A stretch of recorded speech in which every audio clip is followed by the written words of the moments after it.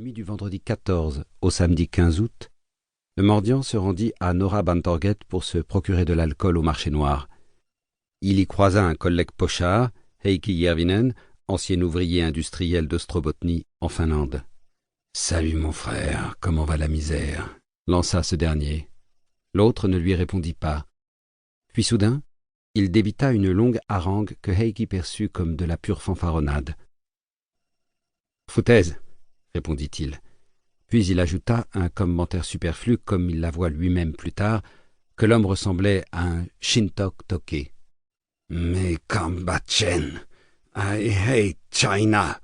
rugit le mendiant. La bagarre éclata.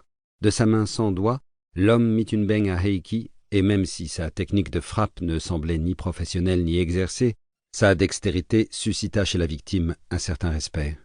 Titubant vers la bouche de la station de métro T-Centralen, Heikki, saignant de la lèvre, proféra d'horribles jurons en finnois. Plus tard, de retour dans son quartier de prédilection, le mendiant fut aperçu en état d'ébriété avancée, souffrant manifestement de nausées. De la salive s'écoulait de sa bouche, il se tenait la gorge en grommelant. « Very tired. Must find a dharamshala. And an lawa. Very good lawa. Do you know ?» Cryptique. On aurait dit que l'homme était très fatigué. Il répétait qu'il cherchait un dharamshala et un bon lawa. Sans attendre de réponse, l'étranger traversa Ringwegen, somnambulique, jetant une demi-bouteille d'alcool sans étiquette et disparaissant parmi les arbres et les forêts de Tantolunden. On ne savait pas très bien ce qui lui était arrivé par la suite.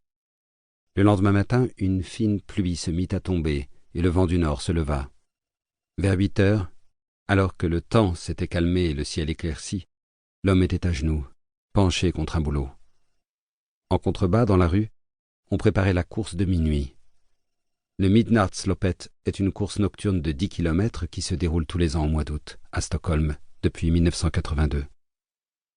L'ambiance était à la fête alors qu'au-dessus, dans le parc, le mendiant trépassait. De son vivant, il avait accompli des actes héroïques, d'innombrables prouesses et vécu d'invraisemblables péripéties, mais, dans la liesse populaire, personne ne s'en souciait. Encore moins qu'il n'eût aimé qu'une femme et qu'elle aussi eût trouvé la mort dans une accablante solitude.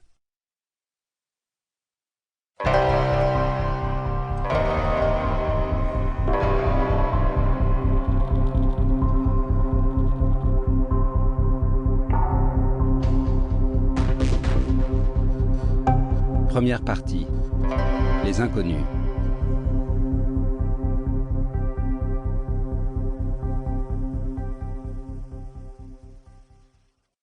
Souvent, les morts n'ont pas de nom, ni pour certains, de tombe. Parfois, on dresse en leur mémoire une croix blanche parmi des milliers d'autres, comme celle que l'on voit au cimetière américain de Colville-sur-Mer, en Normandie. Quelques rares défunts sont honorés d'un monument, la tombe du soldat inconnu de l'Arc de Triomphe à Paris, ou de celui du Jardin Alexandre à Moscou. Chapitre 1. Le 15 août.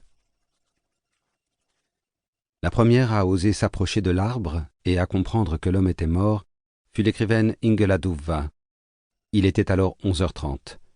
Entouré d'une nuée bourdonnante de mouches et de moustiques, le corps sentait mauvais, et plus tard, lorsque la femme de lettres déclara que sa posture avait quelque chose d'émouvant, elle n'était pas complètement sincère.